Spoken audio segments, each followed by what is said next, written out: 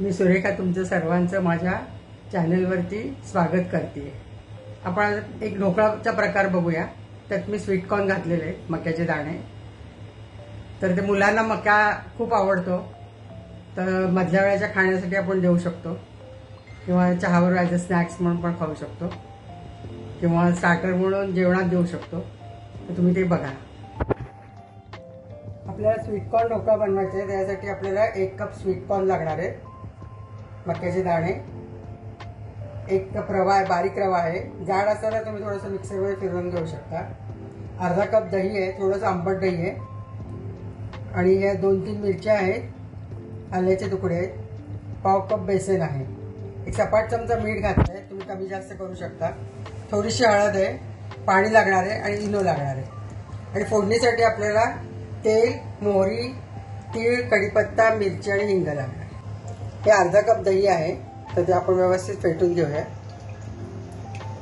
त्यात अर्धा कप पाणी घालतोय आपण आणि मिक्स करून घेऊया। त्यात आपण 1 कप बारीक रवा घालतोय, पाव कप बेसन आहे,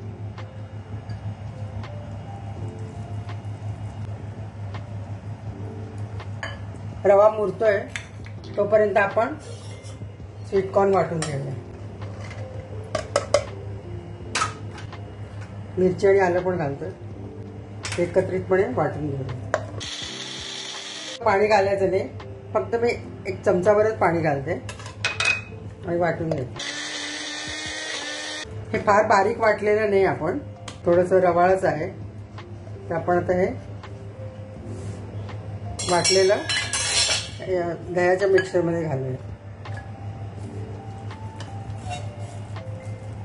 त्यात मीठ, थोडीशी हळद, चमचाभर तेल घालूया आणि मिक्स करूया।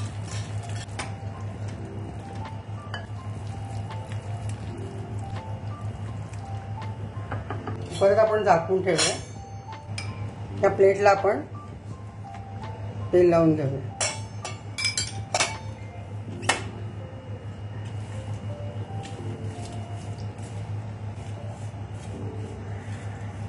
प्लेट तयार झालेली आहे। इथे मी पाणी उकळायला ठेवलंय।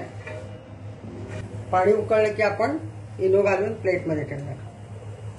पाणी उकळेपर्यंत हा रवा भिजला गेलाय। आपण आता 1 सॅचे म्हणजे 1 टीस्पून इनो घालतोय।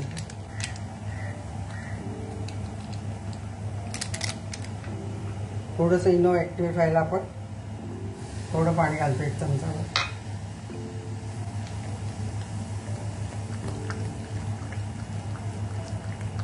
एकाच डायरेक्शनमध्ये फिरवायचं।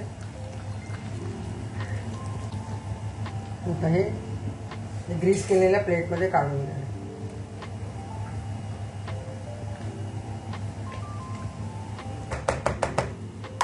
थोडंसं टॅप करूया, थोडीशी मिरची पावडर भुरभरूया त्याच्यावर, आणि आता स्टीम करायला ठेवूया। पाणी उकळत आहे, झाकण ठेवून 15 ते 20 मिनिटं आपल्याला स्टीम करायचं। तोपर्यंत आपण ढोकळा वाफेपर्यंत घालायला फोडणी करून घेऊया। 2 टेबलस्पून तेल घातलंय। तेल तापलं की आपण मोहरी घालणार आहे,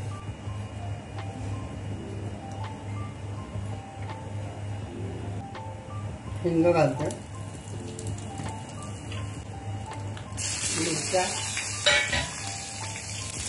कढीपत्ता, थोडेसे तीळ घालतो।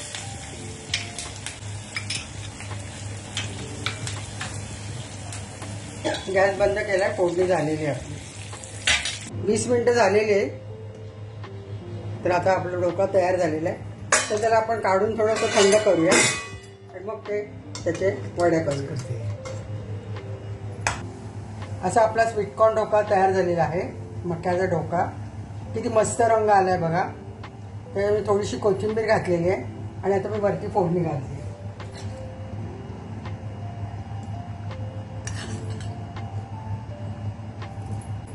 तर आता आपण थोडासा गार होऊ दे, 10 मिनिटं, मग आपण कट करू शकतो। आता 15 मिनिटं थंड झालेला आहे ढोकळा। आपण कट करून घेऊया. तुला पाहिजे त्या आकाराचे, पाहिजे त्या साईजचे तुम्ही कट करू शकता. हा एक पीस आपण काढलेला आहे, छान स्पंजी झालाय बघा. असा आपला ढोकळा तयार आहे.